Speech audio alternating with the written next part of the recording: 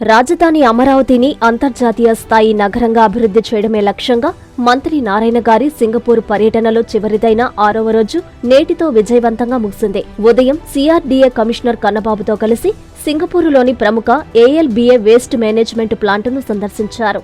ఇల్లు, పరిశ్రమల నుంచి సేకరించిన ఘన వ్యర్థాలను అత్యాధునిక సాంకేతికతతో రూపొందించిన వాహనాల ద్వారా ఈ ప్లాంటుకు తరలిస్తున్నారు.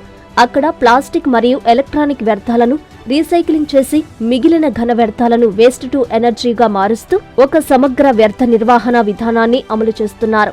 సేకరణ నుంచి ప్రాసెసింగ్ వరకు ప్రతి దశలో అనుసరిస్తున్న వ్యవస్థను సింగపూర్ అధికారులు మంత్రి నారాయణకు వివరించారు. ఇలాంటి ఆధునిక విధానాలను మన ఆంధ్రప్రదేశ్లో కూడా ప్రవేశపెట్టేందుకు ప్రభుత్వమే ముందస్తుగా ప్రణాళికలు రూపొందిస్తోంది. రోజువారీ చెత్తను వేస్ట్ టు ఎనర్జీ ప్లాంట్లకు తరలించడమే కాక ఈ వేస్ట్ ను రీసైక్లింగ్ చేసే దిశగా కూడా చర్యలు కొనసాగుతున్నాయి.